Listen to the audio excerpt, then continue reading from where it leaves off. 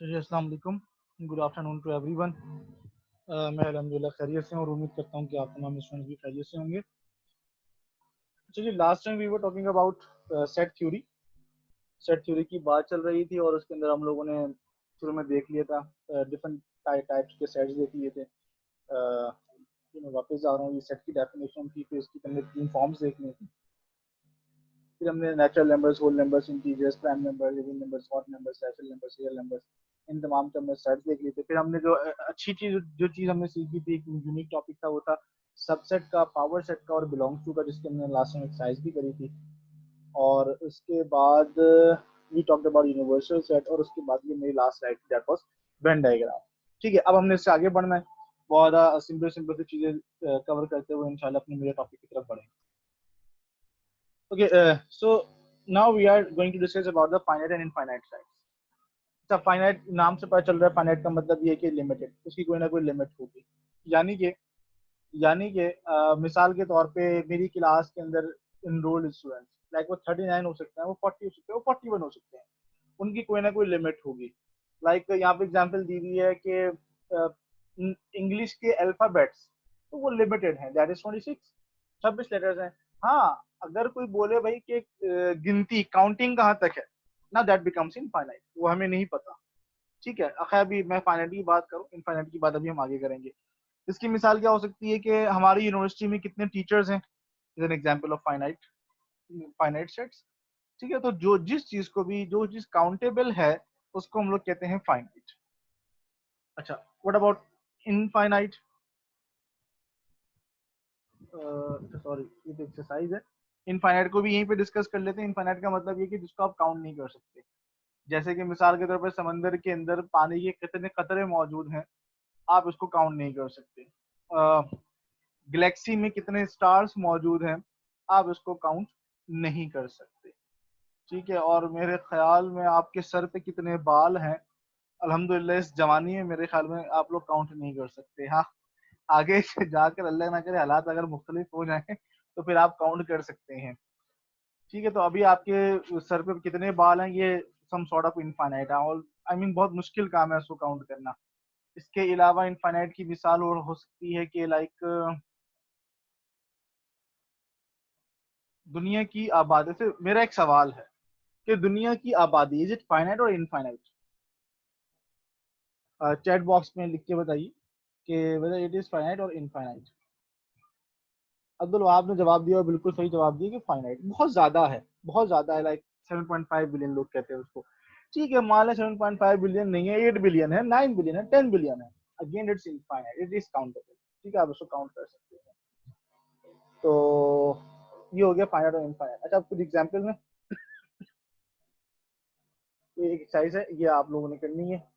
You have to determine whether it is finite और infinite.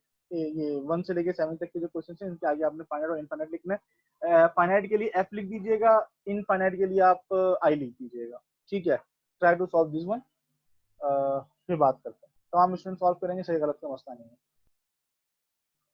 ठीक है जी, ऑल राइट, काफी सारे स्टूडेंट्स ने जवाब दिया है, वेरी गुड।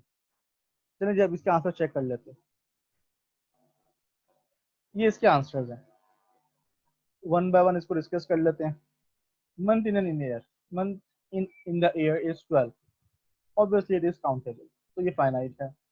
इवन इंटीजर्स, अब देखिए इसमें लिमिट नहीं बताई हुई, ना स्टार्टिंग पॉइंट बताया हुआ है ना एंडिंग पॉइंट बताया हुआ है, तो ये इनफाइनाइट चलते ही चले जाएंगे इवन इंटीजर्स। फाइन। अच्छा, positive integers less than 1, wow interesting.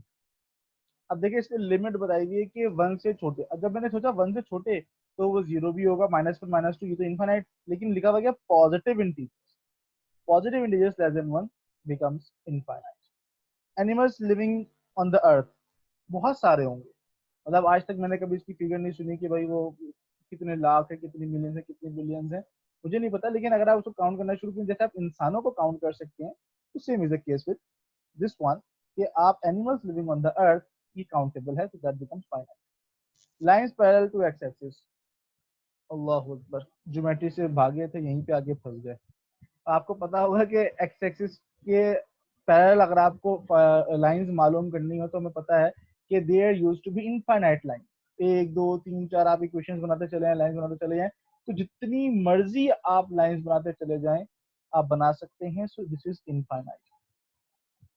अच्छा, this one is interesting. Sixth one, x की पावर 100 प्लस 29 x की power 50 minus 1 is equal to 0. Mathematical equation है. अच्छा, अब वैसे आई डोंट नो कि आप लोगों ने क्या जवाब बात दिए हैं इसके. अच्छा, आप में से कोई इसको प्रूफ कर सकते हैं वेदर इट इज फाइनाइट और इनफाइनाइट? कोई मैथमेटिशियन यहाँ बैठा हो अच्छा मैथ्स पढ़ने वाला है कोई जो सिक्स को एक्सप्लेन कर सके व्हाई इट इज फाइनाइट? हो सकता है ये इनफाइनाइट हो, यहाँ पे गलत लिखा हो.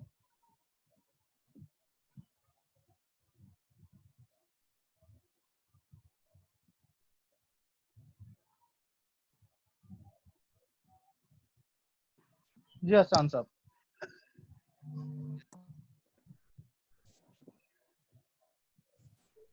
जी हसन साहब, सिक्स वन जरा एक्सप्लेन कर दीजिए कि how is it finite. Sir ये फाइनाइट हो सकता है, फैक्टराइजेशन के जरिए इसको सॉल्व कर सकते हैं, जीरो के बराबर लेके आ सकते हैं. थोड़ी अच्छा, मेहनत लगेगी, हो जाएगा ये. कितने आंसर आएंगे इसके, कुछ आइडिया है? सर अगर स्क्वायर होता है तो 2 फैक्टर बनते, तकरीबन 100 फैक्टर बनेंगे. वाह भाई वाह, छा गए माशाल्लाह. रियली गुड, जवाब दुरुस्त हुआ आपका. Thank you sir. अच्छा, बिल्कुल इन्होंने जो जवाब दिया है वो 100% बिल्कुल सही है कि अगर हमारे पास क्वाड्रेटिक इक्वेशन होती है जिसको हम लोग बोलते हैं x square minus 3x minus 5 is equal to 0, answer कुछ भी आए लेकिन हमें ये पता होता है कि there will be two answer, क्योंकि जो सबसे पहले लिखा हुआ वो क्या लिखा हुआ है, एक्स स्क्वायर. फिर अगर हमारे पास क्यूबिक इक्वेशन होती है दैट इज एक्स क्यूब से स्टार्ट हो रही होती है तो उसके हमेशा कितने आंसर्स आते हैं, 3. यहाँ पे जो है वो एक्स की पावर 100 है. अब मैं I am not interested in answers but I am only interested in number of answers कि कितने आंसर जाएंगे, कितनी वैल्यू जाएंगी एक्स की. तो द आंसर वुड बी 100.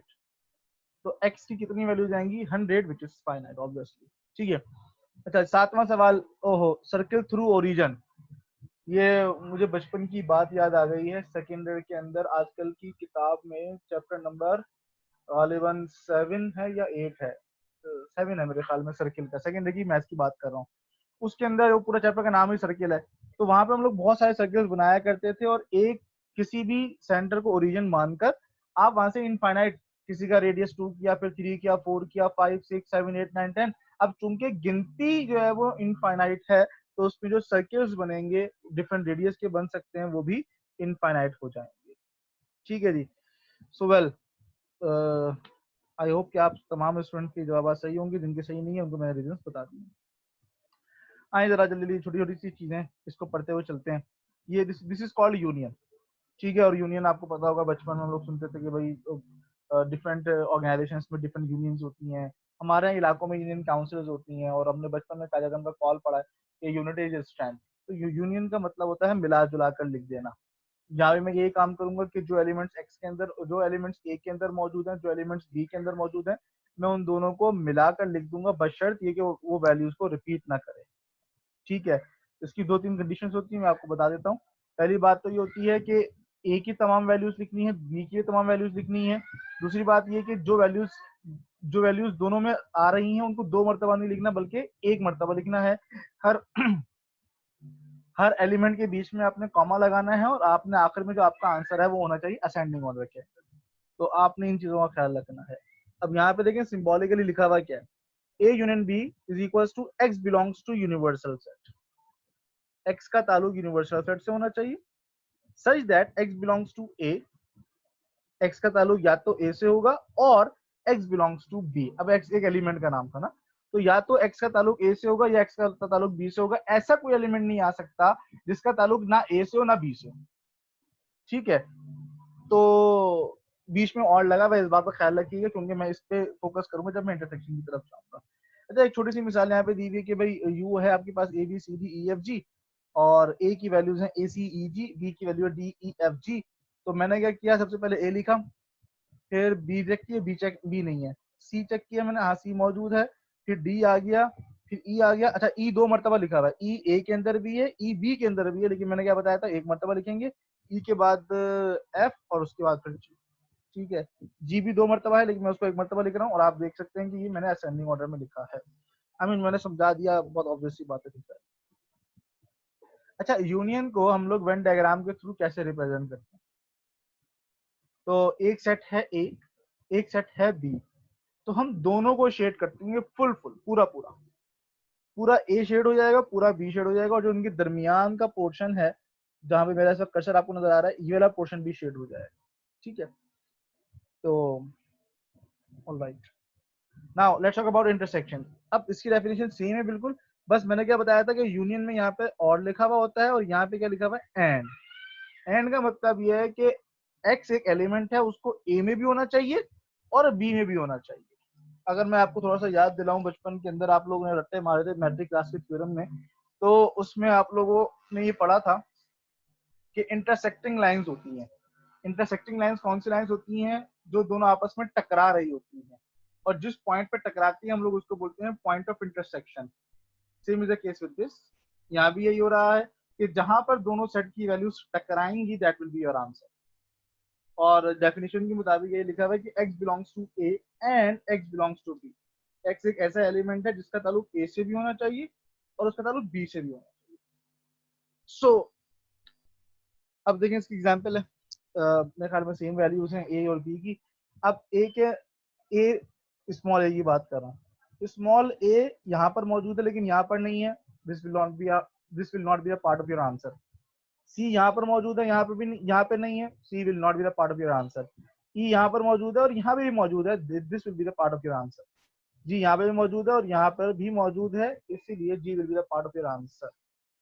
ऐसे एलिमेंट जो कि दोनों साइड में मौजूद होंगे, that will be the part of your answer. और इसको वेन डायग्राम में कैसे रिप्रेजेंट करते हैं आप लोग खुद देख सकते हैं कि ये वाला जो पोर्शन है ये ए के अंदर भी है और बी के अंदर भी है। That's why this portion is highlighted. So A intersection B is represented by this one. Now let's talk about difference. Difference में क्या होता है कि पहले सेट में से दूसरे सेट की वैल्यूज को माइनस करते हैं। इसकी अगर आप एग्जांपल देंगे तो आपको बात समझ में आ जाएगी। ए आपके पास ए सी ई जी और ये है डी ई एफ जी। ठीक है, मैंने देखा यहाँ पर ए है, यहाँ पर नहीं है, तो ए मेरे पास बच गया, मैं लिख दिया। सी यहाँ पर मौजूद है, यहाँ पर नहीं है, सी मेरे पास बच गया। ई यहाँ पर है, यहाँ पर, तो ई से ई सो कॉल्ड कट जाएगा, जी से जी भी कट जाएगा। तो मेरा जो आंसर होगा वो ए और सी होगा। याद रखिएगा मैंने क्या बताया कि पहले सेट में से दूसरे सेट की वैल्यूज को माइनस करना है, तो दूसरे सेट की वैल्यूज नहीं आएंगी, जो पहले सेट में वैल्यूज बची हैं सिर्फ वो आ जाएंगी। ठीक है, अब यहाँ पे लिखा हुआ क्या है, a minus B is equals to x belongs to u such that x belongs to a and x does not belongs to b। x का ताल्लुक a से होना चाहिए, b से नहीं होना चाहिए।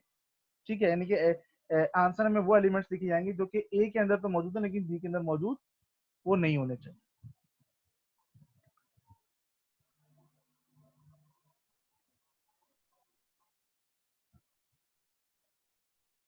अच्छा जी, जैन साहब का मैसेज आया था एक, गलत ऐसी फरमाइश प्रोग्राम में नहीं हो सकता, मुश्किल है। तो मैं आपको बता देता हूँ कि कोई हमेशा जब भी हुआ करेगा वो 3 बजे हुआ करेगा।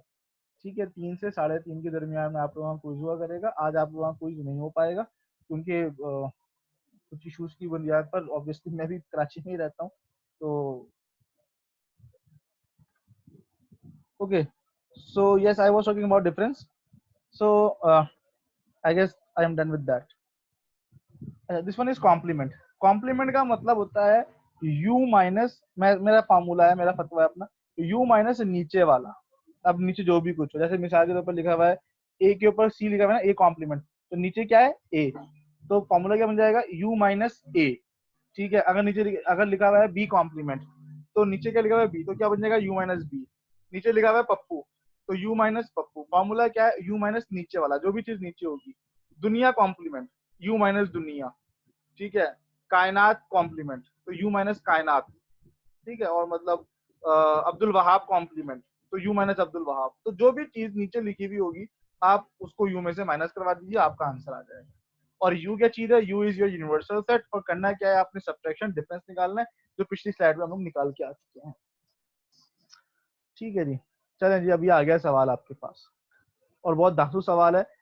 इसमें जो पहला काम करना है ना आपने, वो ये करना है कि ये सारी यू एक्स वाई जेड, इन चारों की वैल्यूज आप निकाल लें पहले। तो अभी तो आप ये ऑपरेशंस ना करें, पहले आप ना ये 4 वैल्यूज लिख लें अपने पास कि इनका मतलब क्या है।